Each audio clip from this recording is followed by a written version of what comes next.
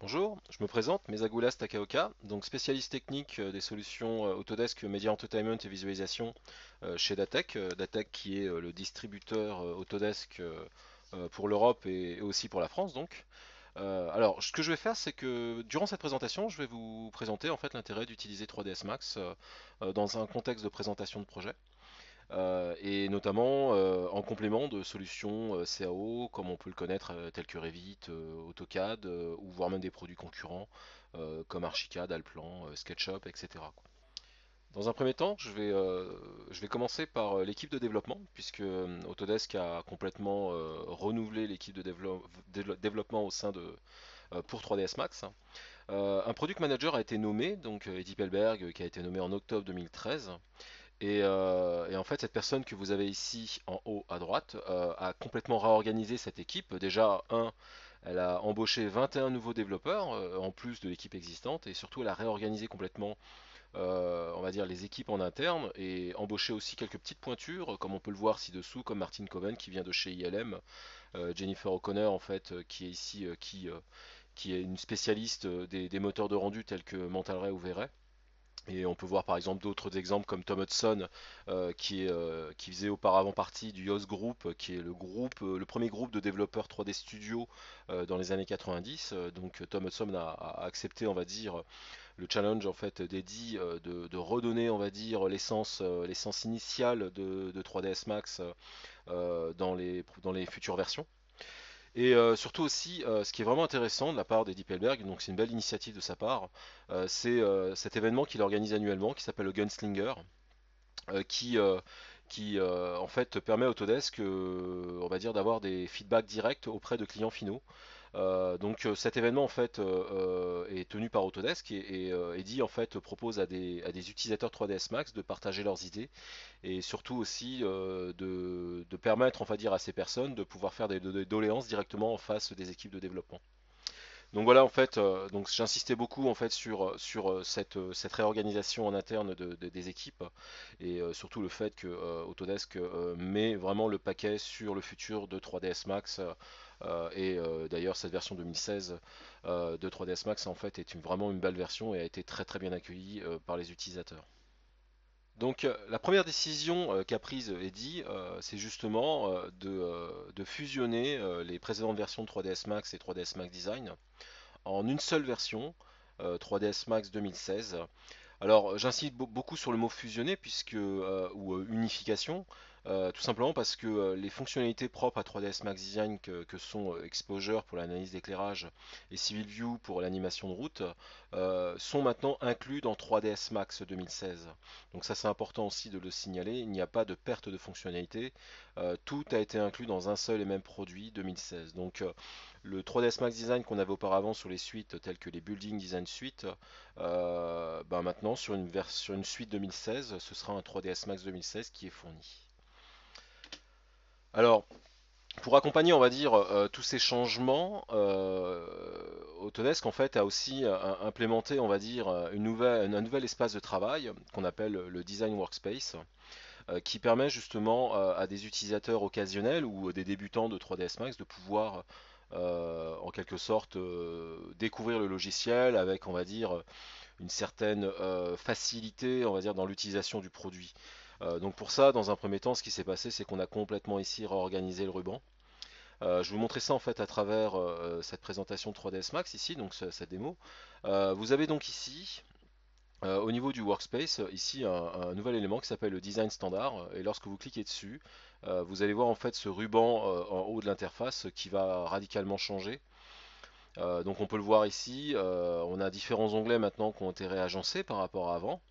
On a donc un premier onglet qui permet justement de commencer, on va dire, un projet. Soit on ouvre un fichier, soit on commence par un nouveau fichier, soit on crée une liaison avec des fichiers en référence externe. On peut fusionner, on peut importer, etc. Ensuite, la seconde étape, c'est justement de vérifier si tous les objets arrivent à la bonne échelle, comme ici, on va dire un outil qui permet de mesurer les distances. On peut cacher des objets ou les geler et à la rigueur pourquoi pas aussi demander à ne pas voir la 2D si on a aussi des imports des WG en plus des éléments qu'on avait importés. Si par exemple on est amené en fait à compléter le modèle, on peut sans problème dessiner, on va dire, de la 2D. Pourquoi pas faire des extrusions ou des objets en révolution. Ou à la rigueur directement attaquer des primitives 3D. Si on aurait oublié un poteau ou quelque chose comme ça, on pourra sans problème en fait le rajouter. L'étape suivante, bien sûr, c'est les matériaux. Donc on peut en rajouter, on peut positionner des UV, donc pour positionner ces matériaux sur les objets. Ensuite, on a toute une série d'outils de duplication qui peut être très pratique si vous souhaitez dupliquer plusieurs fois certains objets ou à la rigueur, pourquoi pas générer une pelouse ou une forêt. Ensuite, l'habillage, on va dire l'occupation en fait de l'espace par des personnes. Donc ici, on bascule en fait sur Populate, qui est l'outil de simulation de foule de 3ds Max.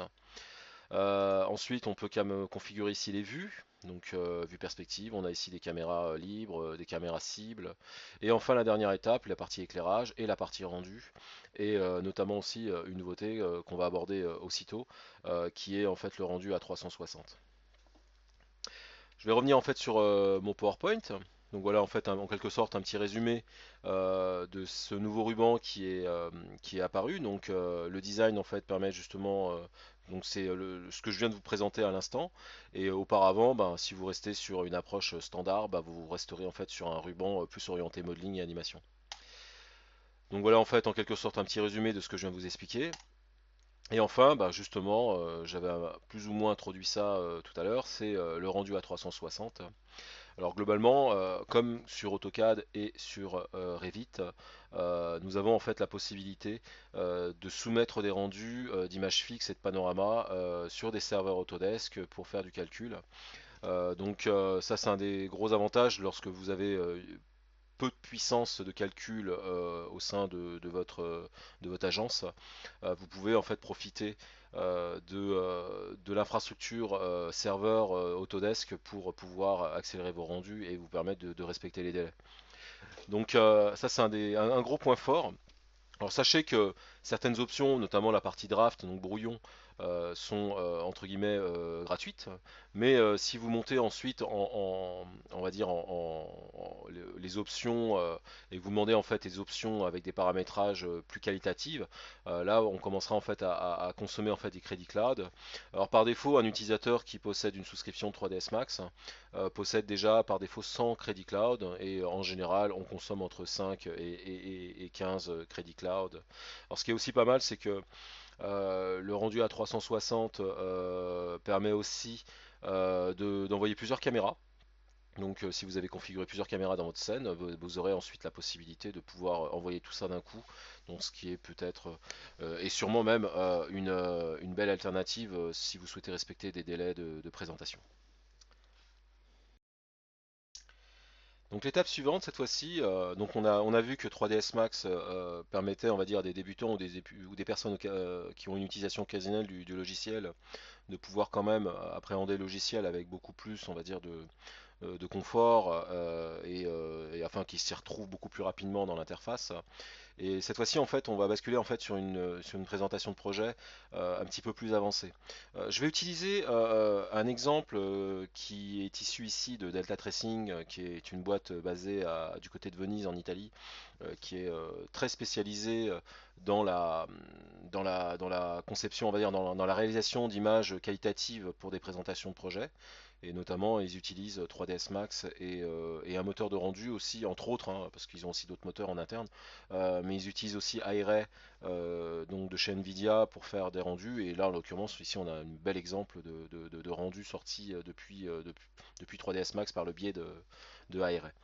Dans un premier temps, je vais juste, histoire on va dire, d'aller un petit peu plus loin dans ma présentation, insister en fait sur une expérience et un témoignage client issu d'IKEA. IKEA en fait a depuis à peu près 3 ans, on va dire, changé radicalement sa manière de créer ses catalogues. En fait, ce qu'il faut savoir, c'est que le catalogue IKEA maintenant est composé en forte majorité d'images issues de 3ds Max et V-Ray, donc un autre moteur de rendu, donc développé par Chaos Group. Et cet article en fait que vous pouvez trouver ici sur CJ Society explique justement comment IKEA en fait a planifié et a organisé ce changement de modèle de communication. Auparavant, ils étaient basés sur des photos prises par des photographes, avec tout ce qui entraînait derrière, le montage des meubles, la scénographie, on va dire tout l'accessoirisation de tous ces aménagements, et ensuite les différentes prises de vue, et ensuite forcément derrière le démontage, etc. Donc pas mal de manutention aussi. Ikea en fait a décidé justement de permettre en fait à ces photographes qui avaient déjà une certaine patte et un certain œil de pouvoir s'exprimer avec plutôt des outils 3D. Notamment ils ont choisi 3ds Max et verraient pour on va dire réaliser leurs images. Donc globalement il y a 3 ans, 25% du catalogue était composé d'images issues de 3ds Max. Ensuite, l'année suivante, ils sont passés à 50%.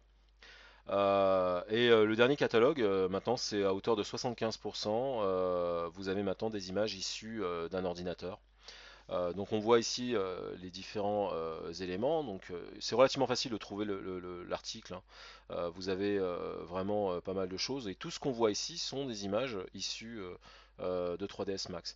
Et un des gros points forts en fait sur lequel a insisté Ikea, c'était justement cet habillage de l'espace, donner l'impression que des gens s'étaient approprié le lieu et l'avaient vraiment décoré en fait à leur manière.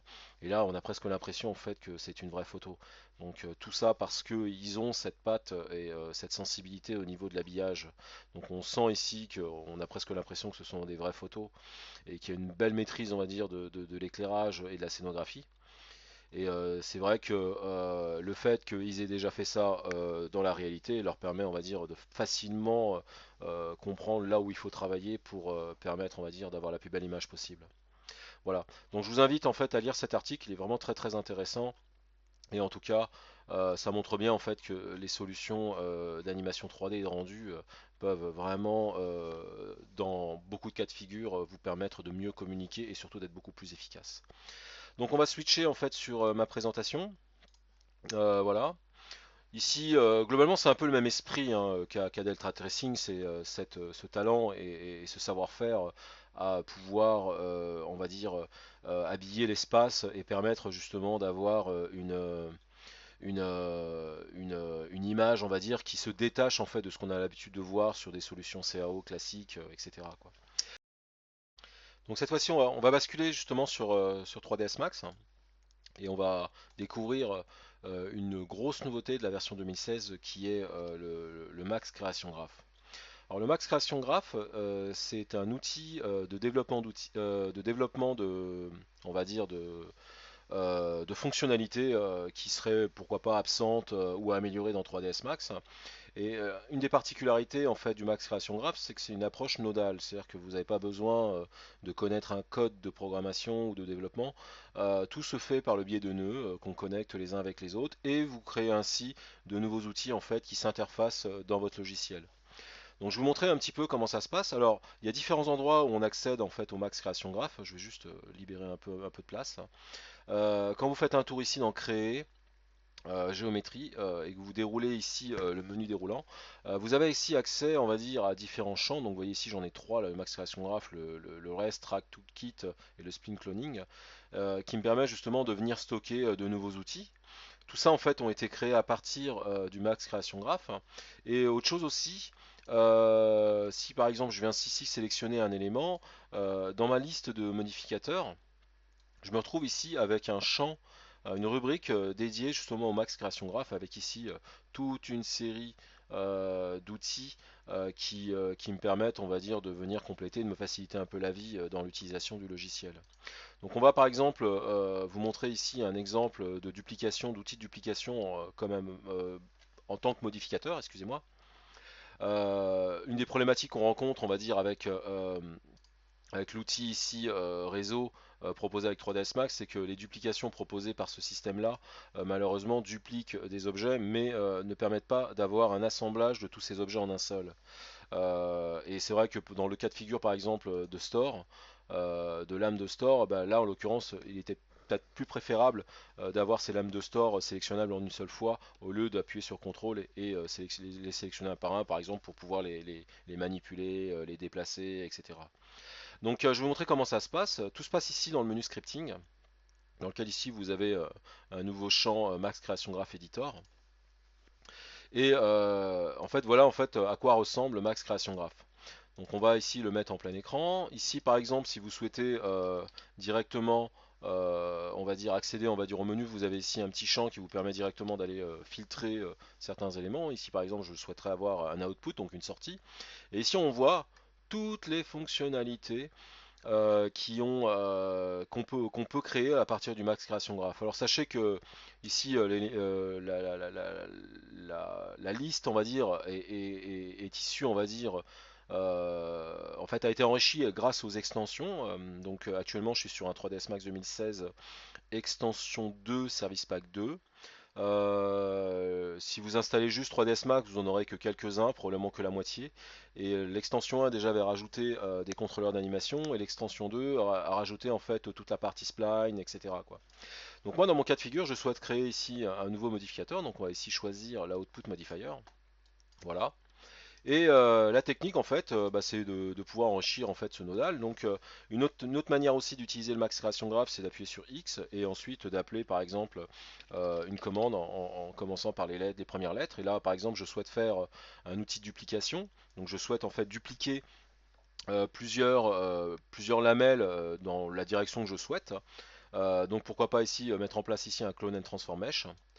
Et une autre astuce aussi, c'est par exemple quand vous prenez ici un nœud et que vous le lâchez, vous avez tout de suite un menu déroulant dans lequel vous pouvez déjà filtrer. Et là, pourquoi pas, on va lui demander ici de faire un combine on mesh, voilà, qui me permettra ensuite bah, de connecter aussi celui-ci avec celui-là pour lui faire comprendre que la duplication issue de ce nœud-là va fusionner tout ça en un seul objet et ça deviendra ensuite un modificateur. Donc après, forcément, il faut que je lui fasse comprendre quels sont les éléments que je souhaite dupliquer.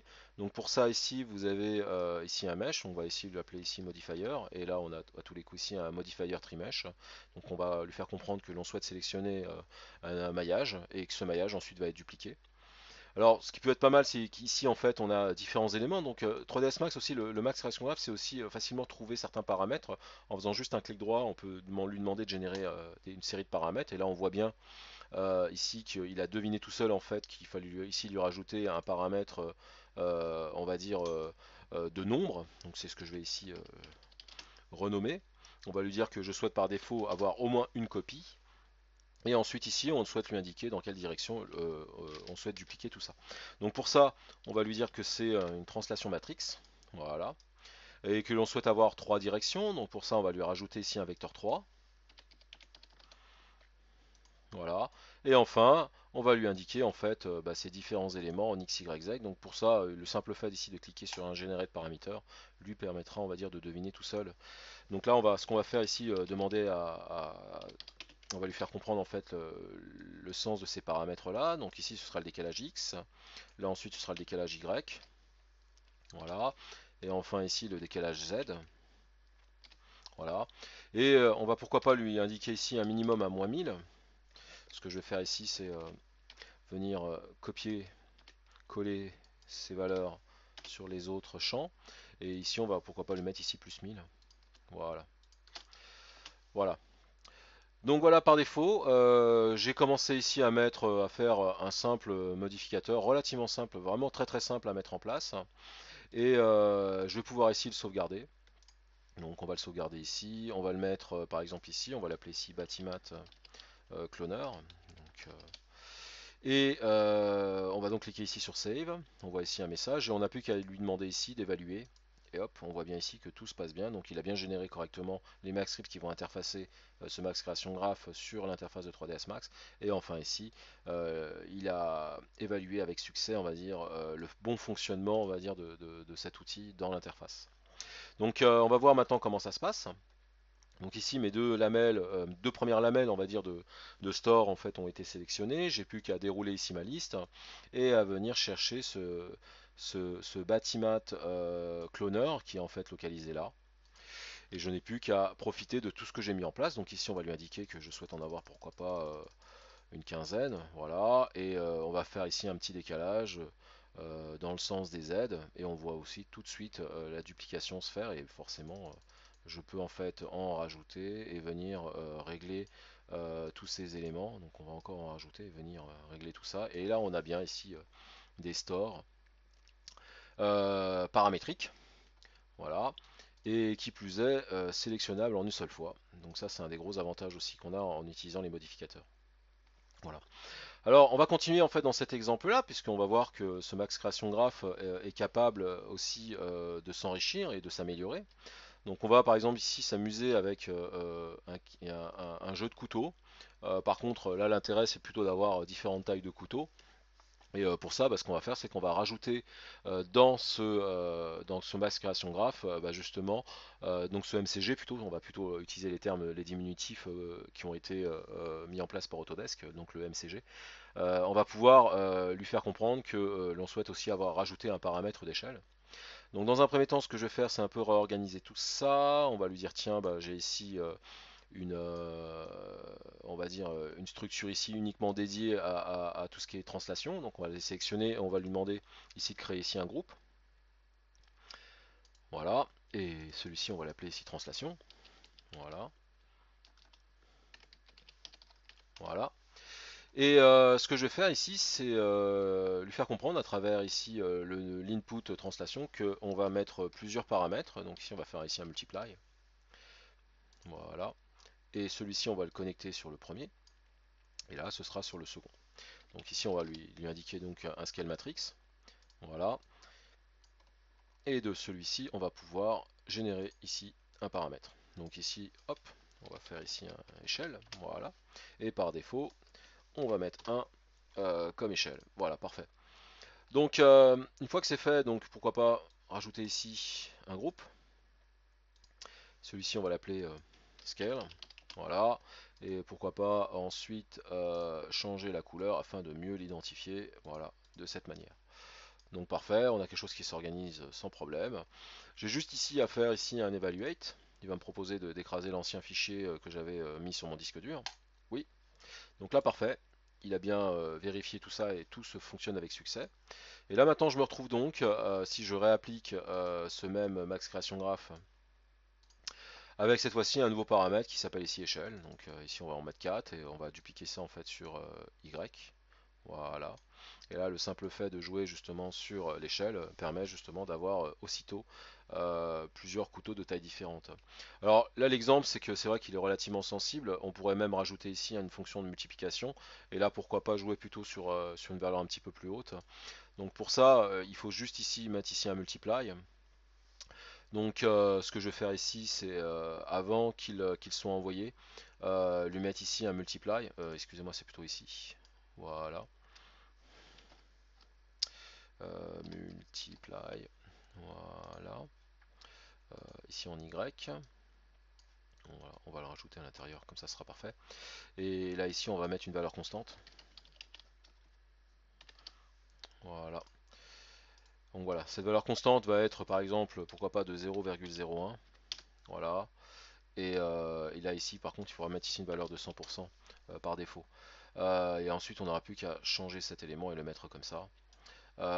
Donc là maintenant, on a donc quelque chose qui va s'articuler de manière beaucoup plus sensible. Donc j'aurai quand même, voilà. Et là maintenant, on a quelque chose qui ressemble à ça. Donc je vais pouvoir ici lui mettre ici 100%.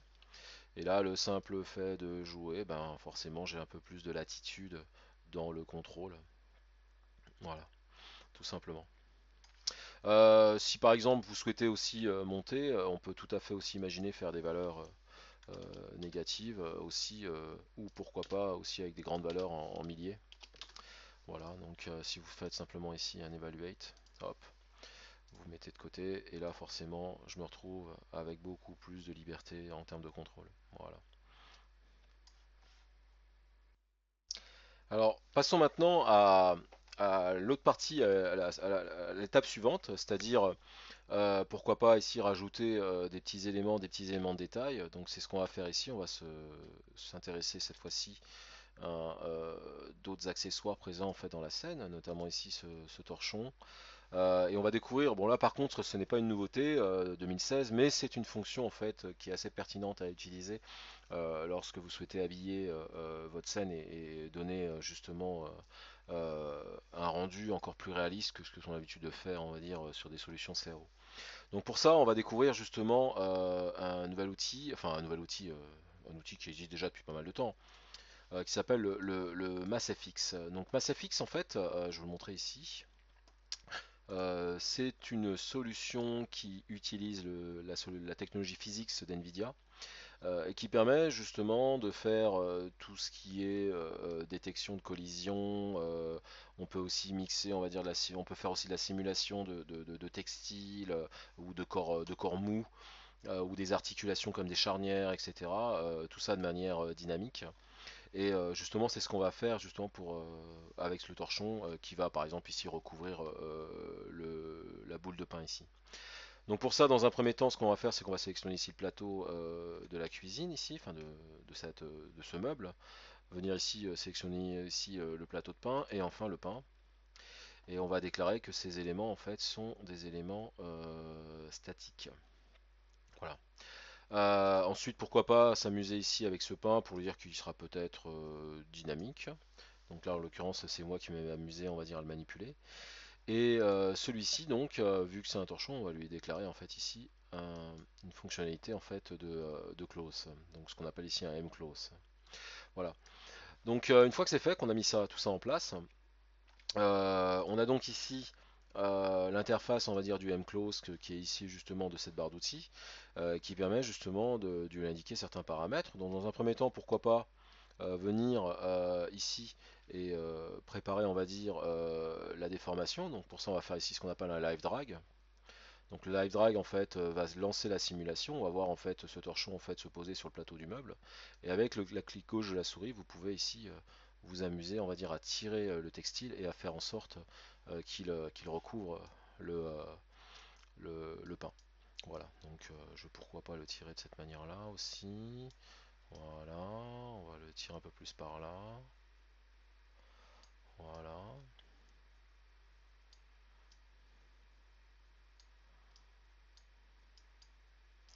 voilà. Donc on a quelque chose qui ressemble à ça. On peut tourner autour, hein, si par exemple vous souhaitez avoir quelque chose d'un petit peu plus... voilà, donc parfait. Voilà. Donc une fois que vous êtes satisfait, vous faites ici un capture initial state et vous quittez ça. Donc à partir du moment où vous faites ça, donc il va garder en mémoire, on va dire, cette position.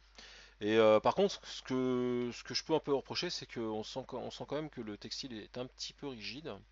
Donc là, en fait, l'astuce, c'est de venir ici rajouter dans les paramètres ici un petit preset dans lequel ici on a accès en fait à un paramètre de coton. On va lui demander de charger ça et relancer cette fois-ci la simulation. Et là, justement, il va exprimer justement on va dire, ce textile, donc avec quelque chose de beaucoup plus subtil, beaucoup plus, vous voyez, de, on va dire de souplesse. Donc, par contre, petite bêtise, c'est que j'ai manipulé ces éléments comme j'aurais pas dû le faire. Voilà. Donc, on va recommencer. Je vais juste me rapprocher de celui-ci, venir zoomer dessus. Voilà, parfait. Et on va recommencer ça. Donc là, en principe, on a dû lui charger les paramètres de coton. Parfait. On relance cette fois-ci la simulation. Voilà. Et hop, en principe, voilà. Voilà en fait ce qui se passe. Donc on a quelque chose qui ressemble à ça. Une fois que c'est fait, donc j'ai juste ici à recliquer ici sur Capture Initial State. Voilà, parfait. Et là, on a donc quelque chose qui fonctionne pas mal. Voilà, donc une fois que c'est fait, ce que je vais faire, c'est lui donner un petit côté un peu plus épais, donc donner une certaine épaisseur. Donc pour ça, on va lui appliquer ici un modificateur shell, voilà, qui lui permet justement de donner un peu plus d'épaisseur. Et enfin, pour encore assouplir et éviter certains éléments un peu anguleux en termes de déformation, on va lui rajouter encore par-dessus un turbo smooth qui va permettre justement de venir un peu lisser tous les plis. Voilà. Donc au niveau visuel, ça semble plutôt bien fonctionner, donc c'est très très bien. Voilà. Donc une fois que c'est fait, en fait cette simulation fonctionne aussi avec différents éléments. On peut aussi le faire avec ici des assiettes. Ici, on a le cas de figure ici au niveau des assiettes clairement, si on s'amuse à faire des présentations plutôt comme ça, bah, malheureusement, ça ne fonctionne pas. Alors que c'est vrai que dans ce sens-là, on va dire avec un petit côté un peu désordre, à l'œil, ça fonctionne déjà beaucoup mieux, quoi. Donc voilà, donc je vous invite à vraiment utiliser ce genre de technologie, ce genre d'outils en fait présents dans 3ds Max qui vont vous donner justement, on va dire un peu plus de détails pertinents et vraiment cette impression en fait que l'espace est occupé par quelqu'un. Alors étape suivante, on va découvrir deux autres choses que sont l'alambic et l'open subdivision. Donc on va venir ici s'intéresser par exemple à cet évier et à faire en sorte d'éviter ces angles un peu trop anguleux. Donc pour ça, je vais sélectionner cet évier et demander à l'isoler. Et on va donc découvrir ici une fonction en fait qui s'appelle l'Open Subdivision, qui est en fait ici un nouveau modificateur qui est apparu sur 2016. Plutôt 2015, excusez-moi, donc, sur une extension, il me semble, et 2016 en fait l'a amélioré. Donc on va un petit peu découvrir tout ça. Donc voilà en fait à quoi ressemble l'Open Subdivision. Et il est accompagné, on va dire, d'un autre outil, d'un autre modificateur qu'on appelle le Cris7, qui permet justement de gérer certains plis. Donc pour ça, ce qu'on va faire, c'est demander par exemple ici on a différents éléments qui me permettent de déclarer que tous ces éléments-là en fait sont un seul et même objet. Donc pour ça, pour l'instant, on va sélectionner tout ça. On va créer ici un Cris7 qu'on va mettre ici à 1, etc. Voilà. Et ensuite ici, on va pouvoir lui déclarer que ces éléments-là, en fait, celui-ci notamment, sont exclus. Donc, je vais faire ici soustract afin de garder, on va dire, l'arrondi. Et ce qui est plutôt pas mal, c'est que ici justement, on va pouvoir aussi faire en sorte de limiter un peu ces arrondis, voilà, afin de ne pas avoir quelque chose de parfaitement droit, voilà. Et là, cette fois-ci, on a quelque chose qui fonctionne déjà beaucoup mieux au niveau visuel. Voilà. Donc, et je vous invite vraiment aussi à exploiter ce genre de fonctionnalité puisque il y a très très peu de polygones au final. On arrive à parfaitement les contrôler et à tout le temps redéfinir, on va dire, le niveau de détail de cette modélisation. Alors, autre chose aussi, on a accès aussi à la simulation de fluide. Vous savez que chez Autodesk, une autre solution telle que Maya propose un module qui s'appelle Bifrost, qui permet justement de faire de la simulation de fluide. Alors justement, on va donc découvrir un petit peu l'alambic sur 3ds Max. Donc pour ça, ce qu'on va faire, c'est que on va donc ici positionner ici un émetteur. On a juste ici mis un petit élément en fait qui est présent là et qui permet justement de définir ici un alambic objet. Et ensuite ici on est venu chercher un fichier ABC en fait qui est localisé justement ici. Donc qui est en fait un fichier alambic qui est issu d'une simulation de fluide faite dans Maya 2016 avec le module Bifrost. Voilà. Donc une fois que c'est fait, on a donc ici une petite simulation, donc c'est un écoulement d'eau issu du robinet. Donc le simple fait ici de jouer, ben, on voit maintenant l'animation de ce jet d'eau, voilà, et qui vient ensuite créer une collision avec l'évier, et ensuite on n'a plus qu'à voir la simulation de fuite se mettre en place. Voilà. Donc voilà, et en fait ce qui est vraiment intéressant sur la toute dernière version de 3ds Max, c'est justement le performance mode qui est justement qui a été intégré dans la version 2016 et qui permet cette fois-ci d'avoir une lecture, on va dire, hyper fluide par rapport à tout à l'heure. Voilà. Et donc là, ce qui est vraiment pas mal, c'est que on peut faire des va-et-vient, faire ce genre de choses hyper rapidement, tout simplement. Voilà. Donc on pourrait aller encore plus loin puisque Bifrost est capable de générer on va dire des volumes de simulation de fluide bien plus gros que ça. Mais c'est vrai que pour les besoins de cette démo et pour faire quelque chose de relativement rapide, c'est un bon exemple à vous montrer. Et donc pour finir cette présentation, on va donc justement parler un peu de rendu. Donc Delta Tracing dans ce cas de contexte, enfin dans ce contexte en fait à utiliser Array. donc qui est un moteur de rendu développé par Nvidia. Donc c'est ce qu'on va voir ici. On voit ici qu'il est déclaré au niveau des paramètres de rendu. Et ce qui est vraiment intéressant avec Nvidia, c'est justement son approche, on va dire, interactif. Donc je vais juste ici un peu libérer l'interface. Voilà. Et venir coller ça un peu plus par là. Voilà. On va un petit peu découvrir tout ça puisque Aire en fait s'intègre aussi dans le module Active Shade de 3ds Max qui est le mode de rendu interactif, hein, et qui permet justement de faire des rendus, on va dire, tout en ayant toujours la main sur la scène et pour pouvoir ainsi manipuler certains objets, etc. Donc je vais juste un petit peu réduire la qualité en fait de l'image pour faire du rendu interactif. Et ce qui est plutôt pas mal, c'est que ici, donc si je viens ici, donc je vais juste faire un tour là. Vous verrez en fait ici sur cet onglet que Aire en fait est très très simple à utiliser puisque le simple fait ici de lui imposer juste un temps maximal de rendu vous permettra surtout aussi on va dire d'avoir on va dire un certain contrôle on va dire du délai de rendu que vous pouvez accorder à un logiciel. Et si à la rigueur vous avez aucune idée du temps à allouer, ben, vous mettez juste en mode illimité et c'est vous qui déciderez à ce moment-là d'arrêter ou non le rendu. Et ce qui est vraiment intéressant, c'est que ceci est possible parce que Aire est un moteur de rendu non biaisé. C'est cette nouvelle génération en fait de moteurs qui permettent justement d'être au plus près de la simulation de la lumière et ne pas passer par des algorithmes qui viennent uniquement simuler à travers on va dire des trucs et astuces, on va dire, pour simuler la lumière. Donc là, on est vraiment dans une approche un peu plus réaliste. Si on venait le comparer en fait avec d'autres moteurs tels que Mental Ray ou V-Ray, on serait beaucoup plus dans une approche biaisée en fait du rendu. Voilà. Une des particularités aussi d'Aire, vu qu'il est développé par Nvidia, c'est qu'il permet aussi de tirer vraiment parti de tout ce qui est capable de calculer sur votre PC. Là en l'occurrence ici ben, mes cœurs de processeur mais aussi ma carte graphique. Alors dans une approche Active Shade, donc rendu interactif, en général on n'utilise pas la carte graphique, à moins que vous en ayez une deuxième ou une troisième. Mais là moi dans mon cas de figure j'en ai qu'une seule carte. Je ne viendrai ici qu'utiliser que les corps et ensuite en production là je viendrai ensuite activer ça et je vous montrerai ça tout à l'heure. Donc dans un premier temps on va voir ce que ça peut faire justement en rendu interactif.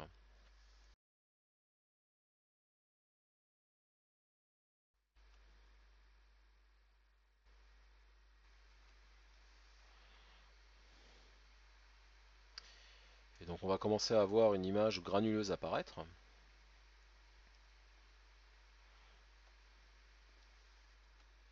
Voilà, on commence à voir cette image apparaître. Et ce qui est vraiment pas mal, c'est que le simple fait, par exemple ici, de manipuler la caméra, de faire un orbite 3D, on voit en fait ce rendu se mettre à jour. Et ensuite, le simple fait de laisser l'image, on va dire ne pas, si vous laissez, on va dire votre souris et que vous ne manipulez rien du tout, ben, le grain s'affine et vous permet ensuite assez rapidement d'avoir une idée de ce à quoi va ressembler le rendu final.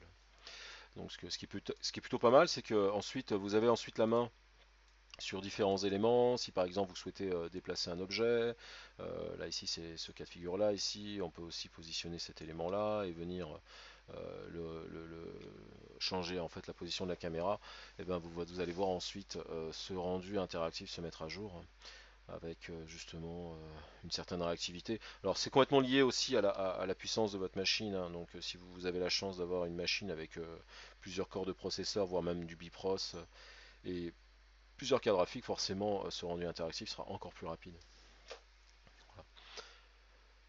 Une fois que vous avez fait ça, on peut passer aussi à d'autres choses. On peut aussi changer les matériaux, les lumières, etc. Il y a un truc qui est plutôt pas mal aussi, c'est le contrôle d'exposition, puisque le simple fait ici de vouloir jouer ici sur le contrôle d'expo permet assez rapidement d'avoir, on va dire, un réglage sur la sensibilité de la lumière de manière quasi interactive, hein, de manière quasi instantanée, on va dire. Voilà, donc vous pouvez aussi jouer sur ce genre de paramètres qui s'inspirent complètement de ce qu'on a l'habitude de faire en photo. Et à partir du moment où vous êtes satisfait par la qualité visuelle que vous avez dans le rendu interactif, vous pouvez basculer en mode production. Donc c'est ce qu'on va faire ici. On va quitter donc cette fenêtre là. Voilà, basculer ici en mode production. Donc cette fois-ci, on est toujours dans une interface aérée. On va lui allouer pourquoi pas 4 heures de rendu. Et ici, cette fois-ci, on va cette fois-ci demander à ce que toutes les unités de calcul, donc tous les cœurs de processeur que possède ma machine et la carte graphique, participent au rendu. Donc pour ça, on va légèrement augmenter la résolution. Voilà.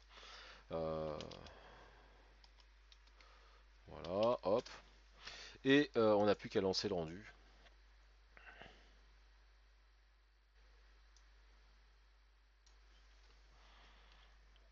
Voilà. Donc là, un des gros avantages en fait que vous avez quand vous possédez des GPU Nvidia, c'est que plus vous avez de ce qu'on appelle les coups d'accord et plus le rendu aéré en fait s'exécute rapidement. Donc on va voir en fait justement ce rendu apparaître sur cette image. Alors il est clair que là pour l'instant je suis pas dans une résolution bien haute, hein, 1024 par 641, on ne peut pas appeler ça de la haute résolution. Sachez que 3ds Max propose en fait un outil de taille d'impression, d'assistant de taille d'impression qui permet justement de régler la quantité de pixels à calculer pour pouvoir l'intégrer on va dire dans une mise en page et pourquoi pas sortir une image en format A3 et avec une résolution en 300 dpi, etc. quoi. Donc là on voit maintenant cette image calculée et qui permet justement, euh, on va dire, d'avoir un résultat très rapide en sortie. Donc si on laisse en fait cette image calculée, en bout d'un moment le grain n'apparaîtra même plus, on aura vraiment une certaine finesse euh, en en termes de visuel, quoi. Voilà. Donc j'ai juste arrêté cet élément juste pour vous montrer globalement quelles sont les images qu'on arrivait à sortir avec ce moteur de rendu. Donc ici un petit rappel, c'est justement des images issues de cette scène et calculées en fait avec le même moteur et au bout de 1 heure ou 2 heures, on obtient en fait ce genre d'image. Donc vous pouvez quand même voir la qualité qu'on arrive à obtenir avec très très peu de paramètres à appliquer on va dire au niveau des paramètres de rendu. Voilà, donc j'ai fini cette présentation. Je vais juste rebasculer sur le PowerPoint. Ah oui, juste pour, on va dire, pour conclure, j'aimerais juste attirer votre attention sur le fait que la dernière version de 3ds Max 2016 maintenant supporte les écrans tactiles, notamment ce que l'on peut avoir avec des périphériques type Wacom Cintiq 24, 27 ou les Cintiq Compagnon qui sont en fait des tablettes avec un OS embarqué. Euh, et aussi les surfaces de Microsoft. Donc ici un petit exemple que l'on peut justement faire, notamment ici sur une Wacom Cintiq 24. C'est de pouvoir ici utiliser ce qu'on appelle le multitouch pour faire de l'orbite 3D, du zoom, etc. Et ensuite directement au stylet venir modéliser. Bon, c'est plutôt dans une approche modeling. Là, je pense que ça a vraiment beaucoup de sens, ou pourquoi pas aussi dans une présentation de projet. Pouvoir aussi utiliser ce genre d'écran pour manipuler et à la rigueur pouvoir tourner assez rapidement autour, quoi. Voilà. Alors, globalement, donc, je vais conclure en fait avec justement les réseaux sociaux. Donc, Autodesk France possède une page Facebook que je vous invite à liker, qui vous permettra, on va dire, quotidiennement d'être au courant de l'actualité d'Autodesk. Autodesk France aussi possède aussi un compte Twitter dans lequel vous pouvez ici visualiser l'adresse et que je vous invite aussi à suivre pour pouvoir aussi être rapidement au courant de toute l'actualité d'Autodesk. En fait, tous les spécialistes techniques chez Autodesk possèdent leur propre blog. Vous avez ici le village BIM qui est animé ici par Stéphane, Olivier, Julien et Alex.